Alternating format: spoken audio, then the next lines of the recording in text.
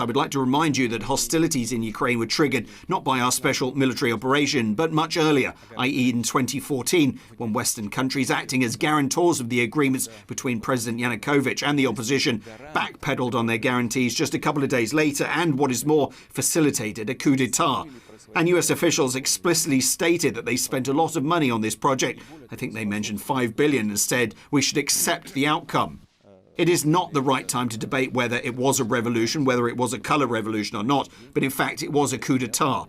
True, part of it was due to the mistakes of the then leadership, but these failures should have been addressed not with the help of militants on the streets, but through democratic procedures. But Western countries prefer to act differently, i.e. to facilitate a coup d'etat. Later, with the hands of the Kiev regime, they launched hostilities in southeastern Ukraine, in the Donbass, and conducted these hostilities for 8 years, killing women and children. No one in the West paid any attention to this or pretended not to.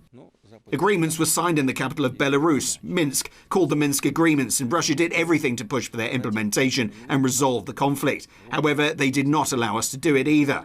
What is more, eventually, Ukraine's leaders simply said that they did not like these Minsk Agreements and were not going to deliver on them. This attitude and the push by the United States to drag Ukraine into NATO led to an escalation. Let me remind you that when Ukraine gained its independence or proclaimed its independence, the fundamental document that was the foundation for an independent Ukraine was the Declaration of Independence. The main provision of this Declaration of Independence is that Ukraine is a neutral state. However, in 2008, for some reason, there was no crisis yet, they announced that Ukraine was expected to join NATO.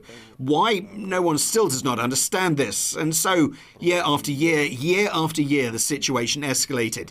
In the end, the 2014 crisis and hostilities broke out. Later, it led to a new escalation. Russia's special military operation is not the start of the war, it's an attempt to stop it.